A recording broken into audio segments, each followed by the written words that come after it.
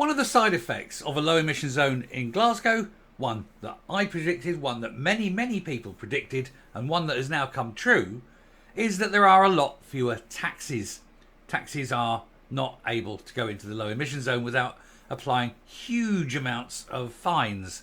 And I don't think that the taxi customers want to pay the 60 quid or so for doing it. And so they don't go in. And that means that these zones are becoming dead zones once the nightlife kicks off. 350 cabs is a lot of people over the course of an evening, people who can't get home and are therefore more reticent when it comes to going out into the city of an evening. It's a lot less money, of course, for the taxi drivers to earn, so you're making them more impoverished as well. And nobody wants to walk the dark streets to get out of the low emission zone in order to get a taxi. If you're encouraging young women to walk alone through dark streets, then you're a very strange person indeed. And so you could argue that actually it would be a health and safety matter, a public safety matter, a matter of decreasing crime potentially, as well as reducing attacks, the R's of women and so forth, by allowing taxis in after, say, 7 o'clock at night, whatever, once the rush hour's gone. But even during the day, there's people who need to move stuff, get home and whatever. What this low emission zone has done is destroy the heart of the city, and it continues to stomp on that heart now that it's actually stopped beating. Let's have a look, see what's going on. Here goes. Glasgow faces taxi crisis as 350 cabs set to be forced off the road due to low emission zone as council nets £1 million through restrictions. Now, we said all along that this sort of thing would happen, and it will just create more and more impoverishment in the centre of the town. People not likely to go in, smaller footfall, businesses go under, the boards go up, the street looks horrible, fewer people want to visit it because of so many dead buildings and so forth. And of course the nightlife also will die a death. Pubs will close, restaurants will close. This sort of thing will happen. Everyone predicted it, everyone said it will happen, and now it's happening. And what benefit other than the cash cow is it? Because it isn't cleaning air quality, and indeed it's been shown that air quality since this zone has gone in has gotten worse. But what they have got, of course, is millions upon millions of pounds in fines that's coming in. The people of Glasgow need to look and say, do you know, that's not why we voted for the SNP. We didn't vote for the streets to become dangerous for women to walk through at night. We didn't vote for businesses to crash and burn. We didn't vote for shops to shut. We didn't vote for the sheer beating heart of Glasgow to be ripped rough and violently from its body. And yet that's what you've got.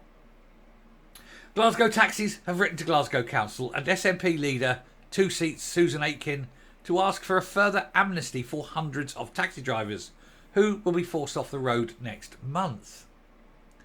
Glasgow is facing a taxi crisis in just a few weeks as an estimated 350 are set to be forced off the road in June thanks to the low emission zone.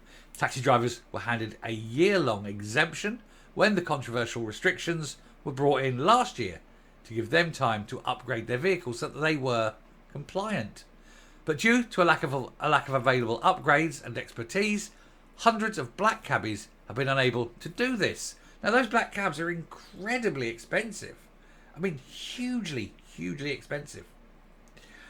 They could be fined £60 each day each time they enter the city centre from that date. And a final plea has been made to Glasgow City Council and SNP leader Susan Aitken to offer a lifeline to those cabbies who've offered to offset emissions through other means while they wait to upgrade their vehicles. Nationalist ministers do this every time they fly abroad to decrease their carbon footprint. Especially Susan takes 2 major deciduous forests to offset her carbon emissions, and that's just from her arsehole. The call comes after it was revealed that the local authority is cashing in through the low emission zone, as it had netted just £1 million in just under a year since it was brought in. And it began on June the 1st last year, and by April the 13th this year, the council has received over £1 million in penalty charge payments from people driving non-compliant vehicles into the restricted zone. Cash. That's why it was brought in, not brought in for clean air. Glasgow actually had very clean air. But that wasn't enough. They had to give this bullshit about low emission zones and we're doing it for you, think of the children and all that rubbish. But in actual fact, it was simply kerching. It's been claimed that the money would be reinvested in local net zero and clean air projects, but these have not been decided yet. The money has already, of course, been spent. The low emission zones are set to be launched on June the 1st in Aberdeen, Dundee and Edinburgh. Glasgow Taxis chairman Dougie McPherson has written to Miss Aitken and councillors and asked for cab drivers to be given extra time to upgrade their vehicles. Black cabs, as I say, I mean, they're way more expensive than you think. A London black cab, for example, the big London bubbly black cabs and that traditional style, they cost about £100,000 each. People don't realise how expensive they are. It's just, an unbelievable cost. And they take 10 to 15 years to pay off. They have to be mortgaged. You don't get loans for them. You effectively mortgage them. That's how much these things cost. And if you've got a car that's, say, just uncompliant, you might have another 4 years before you've made your money, enough money on it to replace it. But if you don't have 4 years because of them driving you off the road, you are screwed, aren't you? Anyway, the letter says, as you're aware, Glasgow is set to lose 350 public hire operators on the 1st of June with the application of the low emission zone, and each one being a small Glasgow business. Given the huge steps taken by the taxi trade in Glasgow in recent years, we believe it would be folly for the council to allow these businesses and many livelihoods they support to simply disappear overnight in the context of actual improvement to air quality in the city centre. However, the air quality, I'm not going to go on with the rest of it because we know the story. The air quality in Glasgow was never bad. In fact, the only part of Glasgow where the air quality was failing was the bus station, which goes to show where all the pollution comes from. But they didn't ban buses from the centre. Perhaps they should. But by banning taxis, by taking these taxis out, makes it harder to get taxis. You've got people coming out, young women coming out of pubs and clubs late at night and having to walk dark streets to try and get home. It's not good. And the council knew this in advance because they will have been told. And they went ahead with it anyway because they need the money more than young women need to be protected on the streets of Glasgow. Goes to show the priorities. Well, though Two Seats, she's perfectly safe walking home, isn't she? Who the hell is going to attack that? But everyone else? Nah, you're on your own. Survival of the fittest, and the council don't care. Stop voting for them. If you're an SNP voter, look to your daughter or granddaughter coming home through dark streets at night because she can't get a taxi and think, next time I go into the voting booth, I'm going to vote. No, I'm still going to vote SNP, aren't I? I don't care about that because I'm stupid. Coming up.